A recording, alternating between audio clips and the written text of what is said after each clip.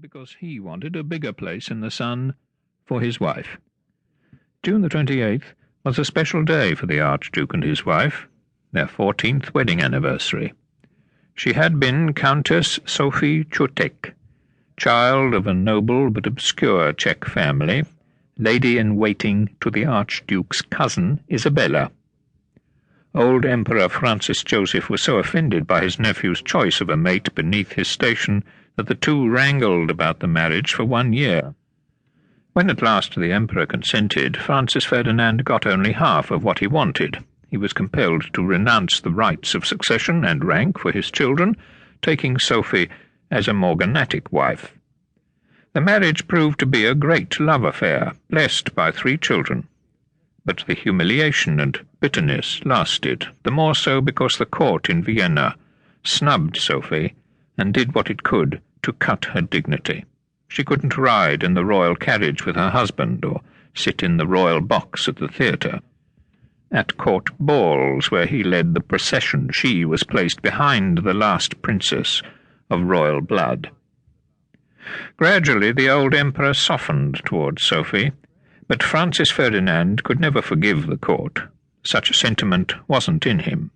Swollen with pride, dangerously thin-skinned, a misanthrope, religious bigot and miser, he was the loneliest man in Vienna, loved only by his wife and children. There was no moderation in him. His humours and rages were those of a spoiled child. No worthwhile subordinate could abide him for very long.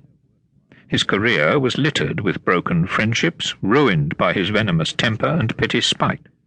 Not addicted to small vices, he showed his love of excess in more lordly ways. By the age of 33, he had shot his 1,000th stag.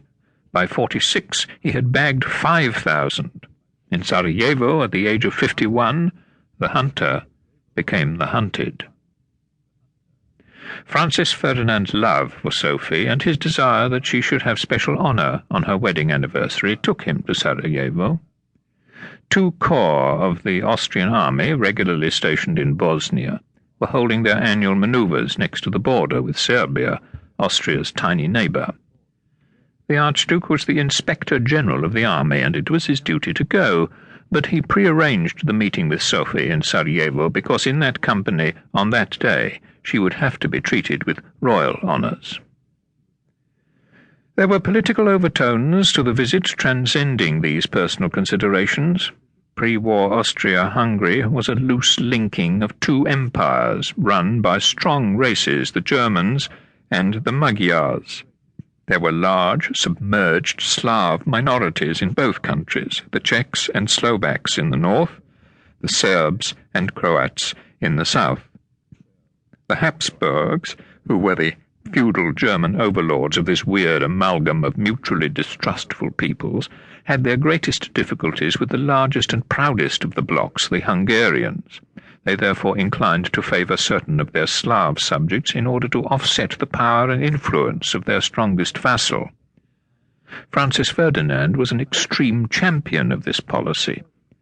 Further, he nursed the false conceit that since he had married a northern Slav, he was viewed with extra grace by the southern Slavs.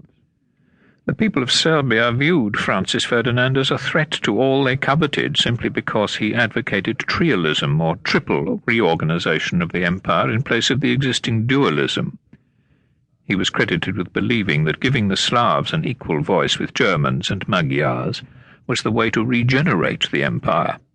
Right or wrong, the suspicion in the Serbian mind doomed him at the Serbian hand. Should he rule and have his way, there could never rise a greater Serbia. So Serbian nationalists had to cast him as the blackest of villains. Bosnia and the sister province of Herzegovina were at the core of this scheming and striving. Although their populations were mainly Serb and Croat, Vienna had administered them since 1878, when the Turks had been expelled. But juridically the 2 provinces had remained Turkish until 1908, when they were annexed to the dual monarchy. While the great powers took this high-handed act quite calmly, it outraged the Serbians. The southern province